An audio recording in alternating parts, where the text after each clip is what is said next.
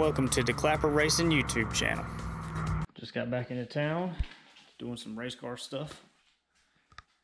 Trying to sell these old Mickey Thompsons here. Got the trim ring off of here. And I'm trying to sell these things and buy me some Hoosiers that are some 27s that will fit a little better on the car. But hopefully I can get them off of these beadlock wheels here and it won't give me that much trouble. But see what I can do with them. Trying to get this rear bead off. Actually seen this on one of Cletus McFarland's videos, so it's the first time I'm trying it. May not work, I don't know. Hopefully this trailer will lower down far enough. Nope, that's all she's got right there. Dang it. Got to check under it. See what she's going. Oh, a little too fast there, a little too fast.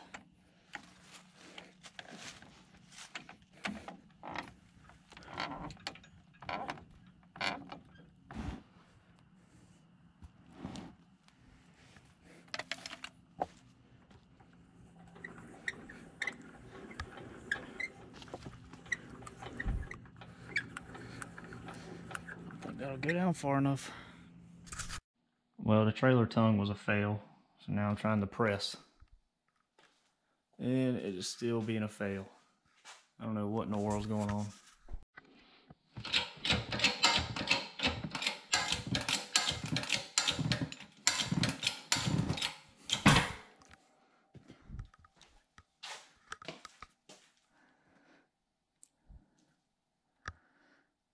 I think that side is released actually. Let's keep going. Didn't really film anymore last night, but I did get the tires off the wheels. The press worked. It was a pain, but got it off. The second one actually come off in like 2 seconds. But on this L33 here, I have some broken exhaust studs, and one here and one here, and there's one on the other side that's broke.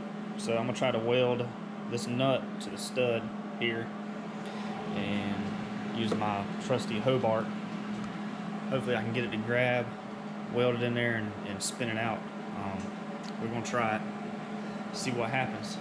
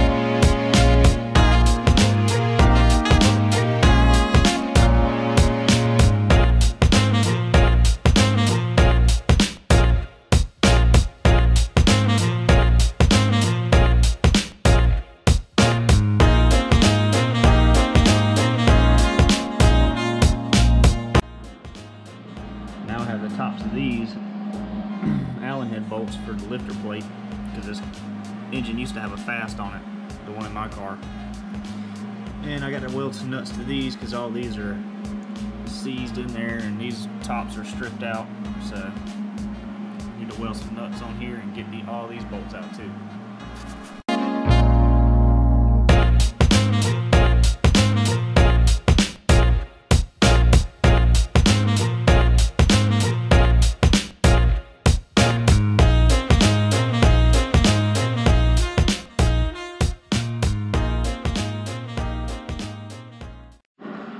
Nuts welded on, got them loose. Worked like a champ. Already got these out here, so I should be done with the welder for now. But there's a cherry picker. I need to lift the other engine up and put it on the stand. I want to show you. A friend of mine gave me some barrels. The closest E85 station to me is about 45 minutes away, but I was coming home from Raleigh the other day, and he lives pretty close to there, so I picked up these 2 barrels and went to the gas station and didn't fill them up. I probably got 25 gallons in each, I think is what I got. But so I've got 50 gallons of E85 here that I can use to fill my car up, but so that should last me a little while. But I got some more things I can do on this engine here. Need to figure out a way to get these valve springs out. I've got a couple of things, exhaust manifold gaskets and some fuel fittings and stuff like that, which I'll go over later. But got to get the transmission off and get the lift plate on here. I need to go to the store and get some bolts so I can fit it on that other engine stand over there, and I can swap parts back and forth. Got the transmission off, motor on the stand. Now I can start swapping parts over, pull the oil pan off, and get her done. Got the timing chain and oil pump and all that stuff on this motor. Got the windage tray on there, and I went ahead and pulled one of the heads off and pulled this rod out, and she is pretty bent. As you can see, she's a little sideways there. Seen better days. But I actually ordered another rod and piston off eBay, and I'm thinking it should be here next week sometime, so I may put this motor back together with that and just have a little spare here. But yeah, I'm gonna keep trucking along on this thing and see as far as I can get. Got the oil pan all cleaned out. Was trying to get these valve springs off, only got 2 off. I made a little sketchy valve spring remover, and it broke. It broke, and then I tried to weld it back together, and then it broke again. So I'm saying to hell with it for tonight on that part. I might try to make something else, but as of right now, she ain't wanting to cooperate. So, but we'll keep moving on other stuff, and hopefully get a little bit more progress done. Here's my finished product of the valve spring tool. Show you how I use it. It's just basically made out of an old rocker arm that I welded. It's a piece of pipe too and everything, but got it bolted down with the stock pedestals here. Tap on it with a rubber mallet a couple times. Break those locks up a little bit, and then you take and get this set up here and push it down, and take your magnet, grab these locks like that,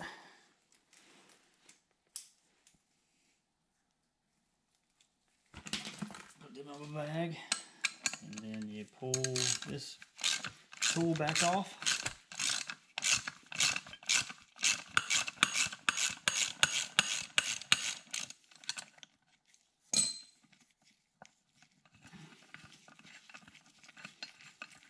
And I found while I was doing this that most of my valve springs weren't even pressed down, which is kind of awesome.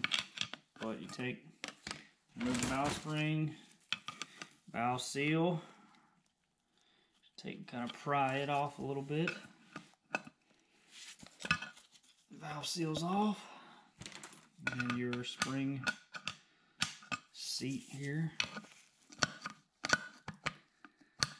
Kind of pry it up, and that's it. Just got the pickup tube installed on the new motor, and I put some shims in the water in the oil pump here. I'll show you. So let's see. Pull this plug back out. Make sure this is tight first. The windage tray, pickup tube. All right, so I've never done this before, and I wanted to try it. That motor there had really low oil pressure, and I think it was just because of the pump, because if you look at the bearing on the bent rod, it looks freaking mint. And this thing would idle at like 13 PSI, and the bearing looks brand new. So I'm assuming it was the oil pump. The oil pump's laying right there. So I'm not going to use that. I'm using this tried and true, however many mile. They told me this motor had 130,000 miles on it, but it looks like it has 230,000 miles on it. I didn't pull the pan off, or the head off, so I don't know how the cylinder walls look. I was going to gap the rings, decided against it, because mostly because I'm lazy and I don't feel like it. Let me set this up here so I can show you. But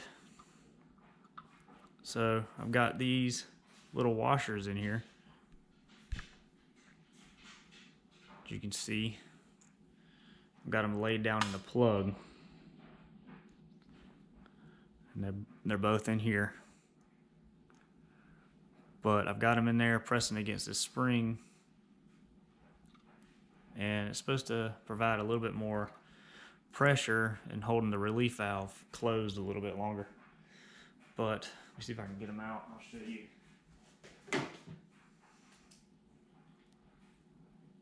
So on the internet, I was reading, and it said to use about a 0.08, 0.09 shim, and this is about 0.8-ish. This is Harbor Freight, so I'm not sure how accurate it is, but it's about a 0.8, something like that. Washer combo, there's two, so I'm gonna try that, see what it does.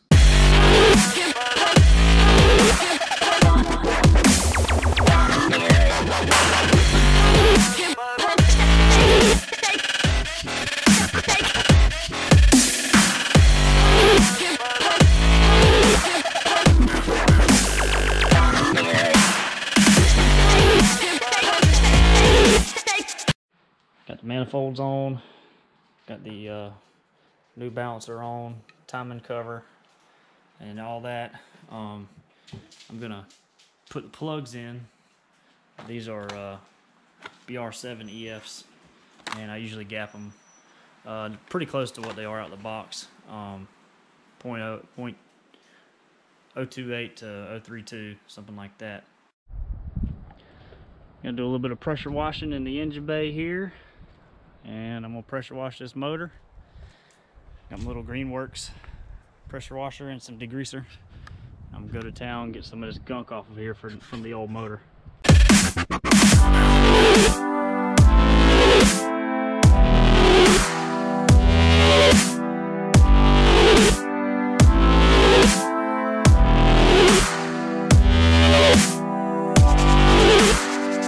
Pro tip on how to get these motors really clean.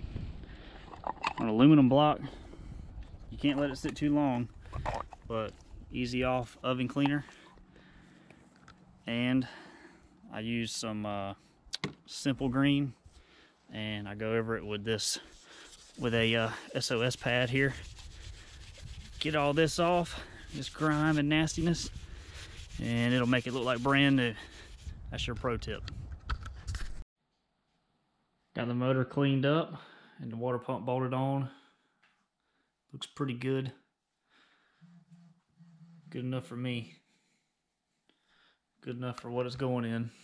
But yeah, just some oven cleaner and some Simple Green.